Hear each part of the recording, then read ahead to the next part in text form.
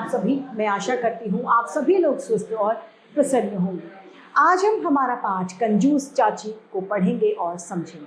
आइए शुरू करते हैं इस पाठ को। ये है पाठ 7, कंजूस चाची। कृष्णनगर में अधेड़ आयु यानी ज्यादा उम्र की आयु की एक विधवा मतलब जिसके पति की मृत्यु हो गई हो, वो रहती थी।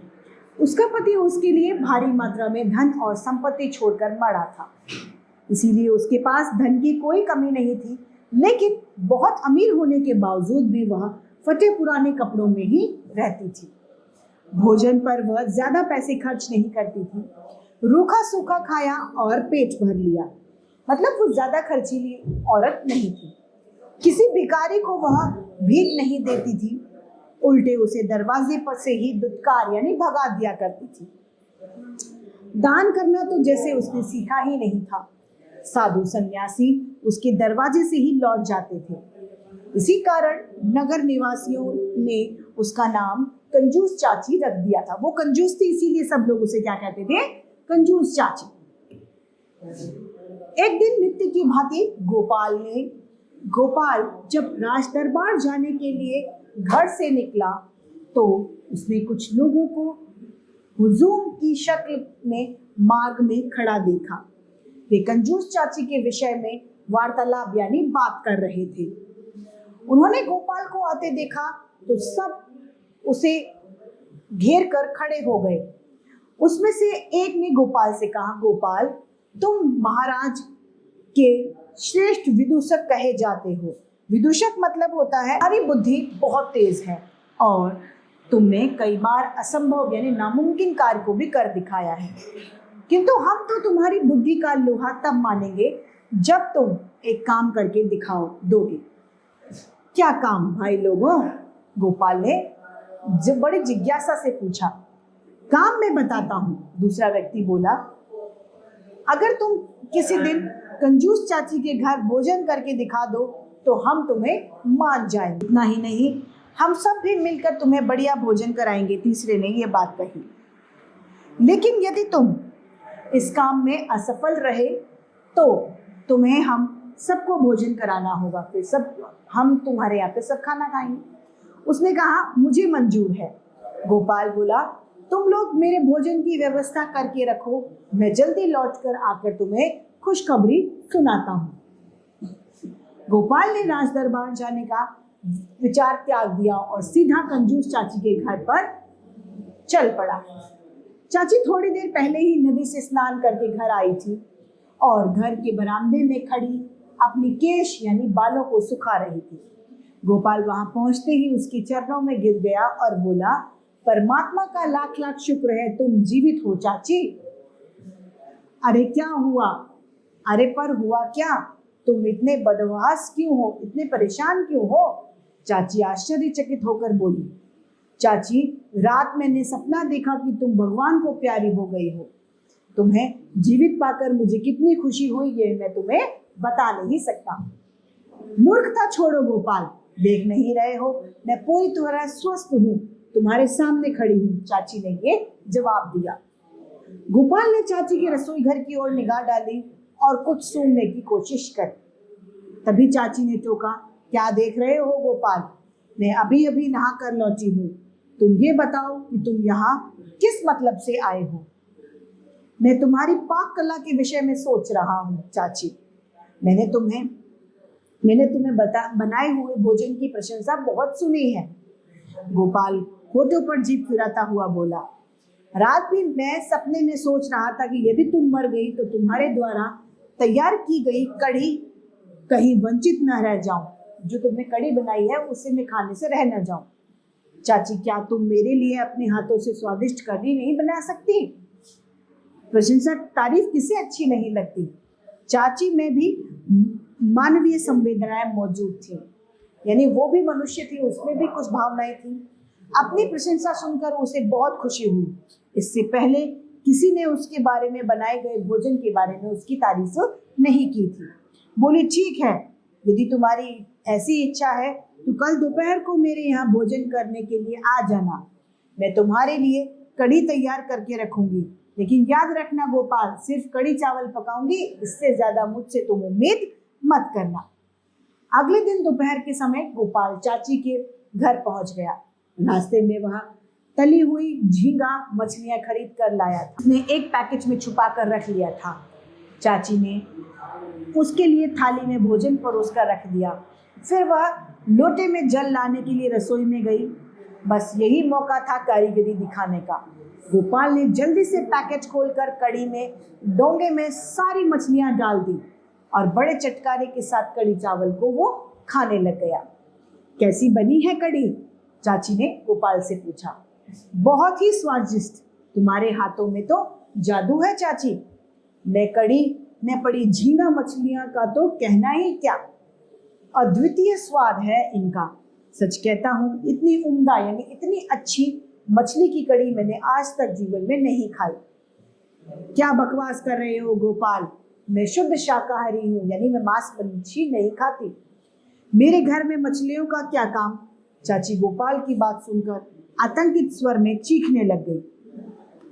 गोपाल कहता है, मैं मजाक नहीं कर रहा चाची, तुमने मछली वाली कड़ी ही तो पकाई है। वहाँ कितनी अच्छी मछलियां हैं। तुमने फिर मछली का नाम लिया। मजाक बंद कर गोपाल, वरना सारा डोंगा तेरे सिर पर उलट दूंगी। चाची और भी ज्यादा भड़क गई। बेशक उलट दो चाची, लेकिन तुम्हारी बनाई मछली की कड़ी फिर भी मैं उसकी तारीफ करूंगा। इतना ही नहीं, दूसरों को भी जाकर बताऊंगा कि तुम कितनी अच्छी, कितनी स्वादिष्ट मछली की कड़ी बनाती हो। यह कहकर गोपाल ने कड़ी के कटोरे में से एक छोटी सी तली हुई मछली निकाली और अपने मुंह में मछली देखकर चाची को तो जैसे काठ मार गया, यानी लकवा मार गया।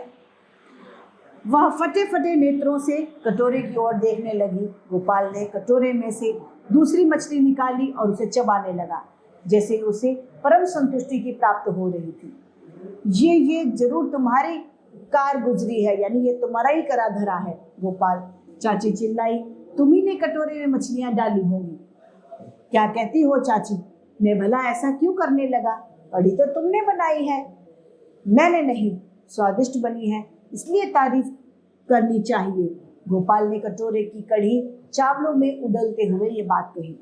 चाची की निगाह जैसे ही कड़ी की में मछलियों पर पड़ी, वह एकदम सहम कर पीछे हंसे हो गया। आतंकित भाव से उसके मुंह से निकला, क्या कैसे हो गया? गोपाल शरारत से बोलता है, इतनी स्वादिष्ट कड़ी बनाई है, फिर भी इसे बनने पर अफसोस जाहिर कर रही हो। चाची, मैं तो बाहर जाकर सब लोगों को बताऊंगा कि मैं चाची पाक कला में कितनी कुशल हैं, विशेषकर मछली वाली कड़ी बनाने में तो उनका कोई जवाब ही नहीं। यह बात दूसरों को बताओगे? चाची ने बड़े अचंभे से बात पूछी। व्यक्ति की विशेषता तो उजागर होनी ही चाहिए, यानी किसी में कोई विशेष गुण है तो वो तो पता चलना ही चाहिए। जरा सोचो, जब लोगों को ये मालूम चलेगा कि तुम इतनी अच्छी कड़ी बनाती हो तो कितनी प्रसिद्धि मिलेगी तुम्हें। मोहल्ले की स्त्रियां तुम्हारे पास आकर तुमसे मछली वाली कड़ी बनाने की विधि सीखने का आग्रह करेंगी, यानी तुमसे विनती करेंगी। अरे भाड़ में गई ऐसी प्रसिद्धि। चाची एकदम झुंझला गई, इरिटेट हो गई। मेरे माथे पर कलंक का टीका लग रहा है और तुम कह रहे हो कि प्रसिद्धि मिलेगी। लोगों को जब ये मालूम होगा कि मेरे यहाँ पर मांस और मछली बनती है तो मैं कहीं की नहीं रहूंगी। मेरी सारी इज्जत यानी प्रतिष्ठा धूल में मिल जाएगी। चाची और भी न जाने क्या क्या प्रलाप करती रही। गोपाल बड़ी खामोशी से भोजन कर हाथ साफ करता हुआ मन ही मन चाची की बातों के मजे ले रहा था। गोपाल, तुम ये बात किसी को और को तो नहीं कहोगे? चाची ने बड़े गिड़गिड़ाने के स्वर में बोला।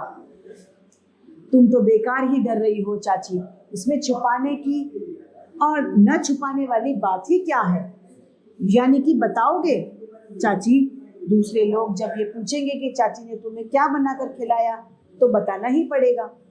अर्थात तुम मुझे बदनाम जरूर करोगे गोपाल। मैं तुम्हारे सामने एक प्रस्ताव का मतलब होता है एक प्रपोजल, एक सुझाव रख रही हूँ। तुम अपनी जबान बंद रखोगे तो मैं तुम्हें चांदी के 10 रुपए, मैं झूठ नहीं बोल सकता चाची, चलो 20 रुपए ले लो, बस अपनी जुबान को बंद रखना। ही अब तुम मजाक कर रही हो चाची। बात खत्म करो गोपाल, 50 रुपए ले लो और अपनी जुबान पर ताला लगा लो। मन तो नहीं मानता, लेकिन जब तुम इतना आग्रह कर रही हो तो यही सही। मैं मछली वाली बात किसी से नहीं कहूँगा। अब निकालो चांदी की करदाल। कहते हुए गोपाल ने अपना दायां हाथ आगे बढ़ा दिया। चाची ने मन ही मन कुड़ते हुए अपने बक्से से उसे रुपए निकाल कर दे दिए, क्योंकि चाची को अपनी बात छुपानी थी, इस वजह से। अपना वादा याद रखना गोपाल, और फिर कभी मेरे यहाँ भोजन करने मत आना। रुपए देकर चाची ने उससे ये बात कही। ठीक है चाची, आगे से फिर तुमसे कभी कड़ी चावल खाने का अनुरोध यानी विनती नहीं करूंगा। कहते हुए गोपाल वहां से निकल आया।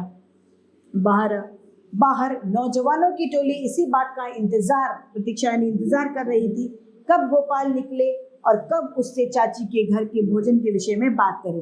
गोपाल जब वहां पहुंचकर उन्हें बताया कि उन्हें न सिर्फ कंजूस चाची के हाथ से भोजन ही किया, बल्कि 50 रुपए दक्षिणा भी लिए हैं, तो ये सुनकर लोगों की आंखें फटी रह गई। यानी आंखें फटी रहना मतलब भौचक्के, हैरान रह गए। सबने गोपाल की चतुराई की दिल खोलकर तारीफ करी। चाची से किए गए वादे के अनुसार गोपाल मछली वाली बात छुपा गया। उसने कहा, मैंने अपना वचन पूरा कर दिखाया। दोस्तों, अब आप लोगों की बारी, मुझे स्वादिष्ट भोजन कराइएगा। नवयुवकों ने अपना वादा निभाया। उन्होंने गोपाल को शानदार दावत दी। इस प्रकार गोपाल ने कंजूस चाची की जेब से 50 रुपए निकलवा लिए और नवयुवकों के पैसों से दावत उड़ाई, वो अलग, जिसे कहते हैं दिमाग का तेज होना। इस पाठ की रचयिता है स्वप्ना दत्ता। इसी के साथ ये पाठ कंजूस चाची समाप्त होता है और उम्मीद करती हूँ सभी को समझ में आया होगा। आज के लिए इतना ही, फिर मिलते हैं। धन्यवाद।